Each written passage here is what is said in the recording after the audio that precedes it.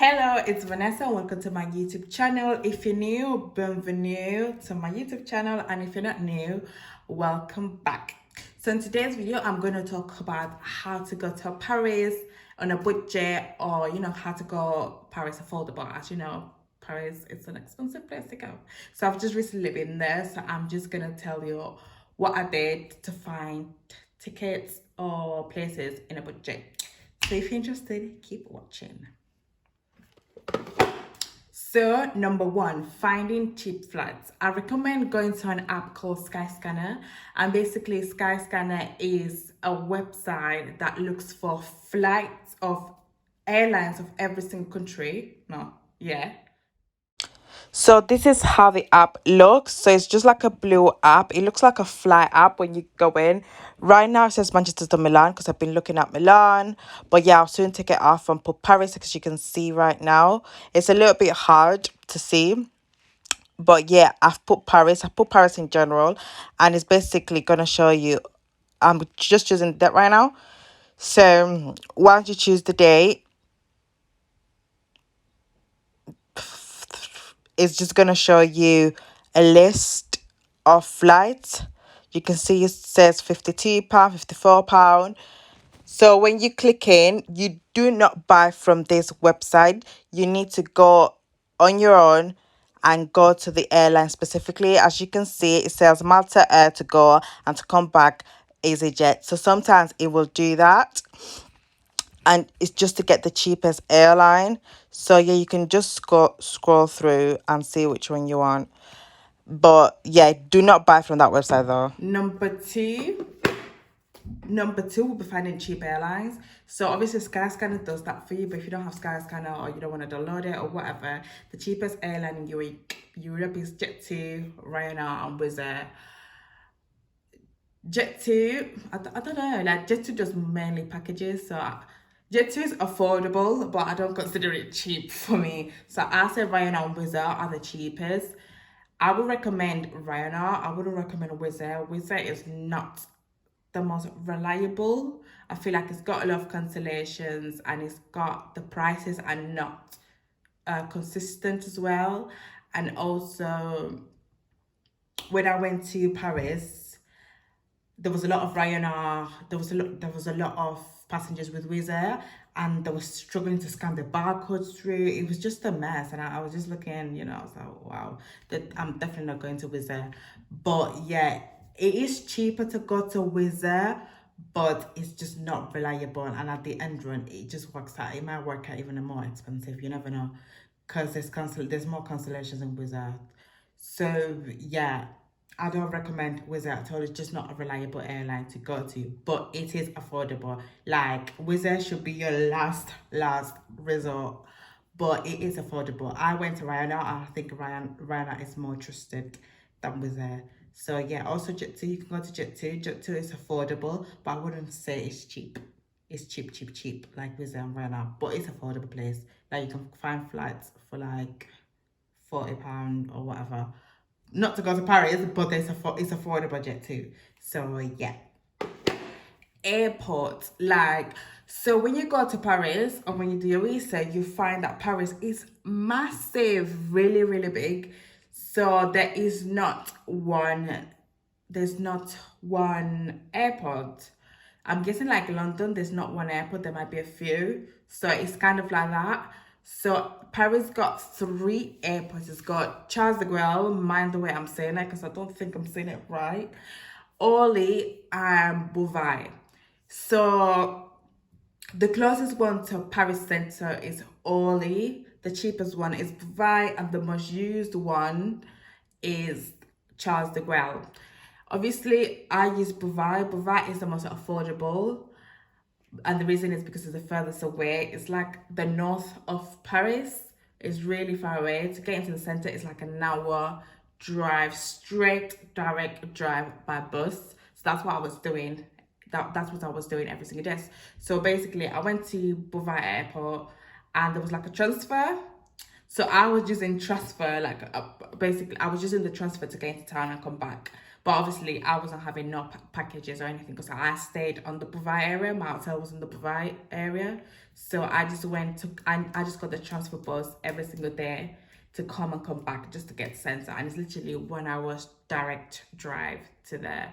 So yeah, it is affordable. And the bus was £17 to go and come a day. It's a transfer, so it's just not a normal bus, it's a transfer.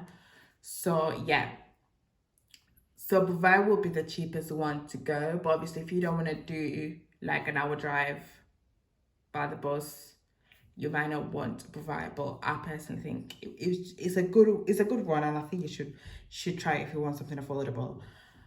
The closest one to the to Paris Central is Orly, but the most used one is Charles de Gaulle. The reason why Charles de Gaulle is the most used one is because it's more international. There's more flights from every single country going to Charles de Gaulle than Orly. That's why. Usually the closest one to the city centre is usually the most expensive, but this time it isn't. But yeah, Orly is international as well, but not as much as Charles de Gaulle. But yeah, airports, Buvai is the cheapest airport. So if you're looking for something affordable, I recommend going to Buvai because you'll find the cheapest tickets there. So yeah. Right, where you are staying. I stayed in an hotel. I stayed in a budget. It's called Buvai Budget Hotel. Buvai Ibis Budget Hotel. And when you see a budget, it means it's affordable. When you see budget it was literally on top of the hotel saying Ibis Budget. It's just an affordable company of hotels. So I recommend going to the hotel.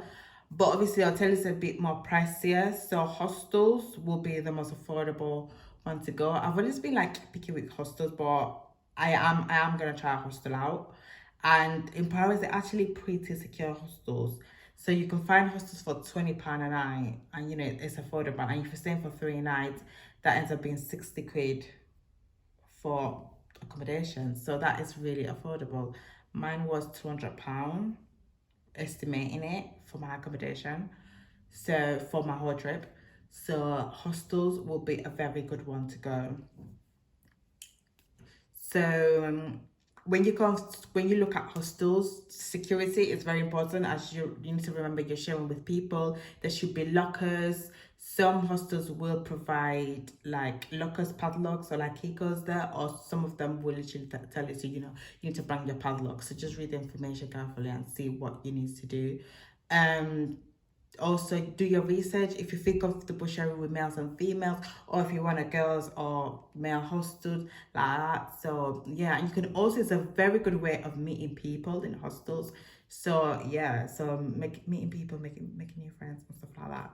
So yeah, I know a person that's literally traveled and she's been on hostels, and she literally took a backpack with her, and we're just like changing. She was washing her clothes, putting the same clothes on, and she was just, got a pair of knickers in her bag, and she was just literally going and traveling. So yeah, it's a good way of doing it, hostels. So yeah, if you want cheap accommodation, do hostels. Airbnb can end up being cheap, but if you go as a group, I feel like if you could do it on your own, it will not work out cheap at all. It actually work out really expensive. But if you're a group of 5, Airbnb can end up being cheap. So yeah. When you get there, museums, attractions, all that things, you need to book it in advance. I recommend going to an app called Get Your Guide, and it's basically is where you buy your tickets of everything. Well, you type in the country you want to go, the city you want to go, and they will literally show you a list of activities that you can do, and you can book your ticket. You can always book your ticket in person in every single attraction there is, majority of the time, but they will always charge you about €5 more than it usually is. So it's much better to you to go and book it online. I feel like if you book it in person, in some of them, not every single one of them, they will charge you more than if you are abroad, if you know what I mean. And remember, when you're abroad, you're going to use their currency to pay for it. So if you use your card to pay for it, it's just going to, obviously, you're you're using your UK card, so it's just gonna take interest from it, so it's gonna end up being more expensive. And obviously you can use cash, but obviously it's the currency is obviously in our country is a bit cheaper. So not cheaper, more expensive. Wait. Yeah, it ends up being cheaper basically booking it online with using pounds. So yeah, book everything online, book everything in advance so you don't have to go in there and pay it because it's going to end up being more expensive. Lastly, food and drinks, restaurants, that's literally yeah up to you. Then do whatever you want. Buying food, obviously there are some shops like Subway, McDonald's, Burger King, KFC. Those are literally restaurants or fast food that are literally everywhere in Europe. So if you want something cheap, you're gonna always go there and get it. But yeah, that's really up to you, the food that you want to get. So yeah, that's literally the last thing of the video. So if you really liked it, like, comment, and don't forget to subscribe. So yeah, those are my tips to get in an affordable way to Paris, because when it comes to me, I try my best to make things affordable and cheap, but sometimes I struggle. But yeah, I really enjoyed my Paris trip. I absolutely loved it. I think it's my city. It's literally my city. Like I'm gonna go. This is my second time of going. I'm gonna go more times. I feel like I won't stop going to Paris. Like it's just a beautiful place. I've tried to learn the language, but it's a bit hard. But yeah, I really recommend going. And yeah, you should go. So yeah, see you later and bye. See you in my next video. Do not go yet. I forgot to mention transport. So the transport method I use is the metro, the subway. It was basically £1, you £1.50 go and come, so it ends up being £3 in general. So yeah, I really recommend the metro, especially because the people in the metro do know how to speak English like more fully than the bus drivers. I feel like they're gonna you'll be able to communicate more with them than an actual bus driver. And there was a lot of roadworks around Paris, so getting the right bus stops was hard. So I really recommend the metro. So yeah, get that as a method of transport. As taxis, you can get taxis, but it's really, really pricey. So yeah, I just wanted to add that. And by the way, my lashes are from my business, so check in the link below, it will be there. So yeah, bye.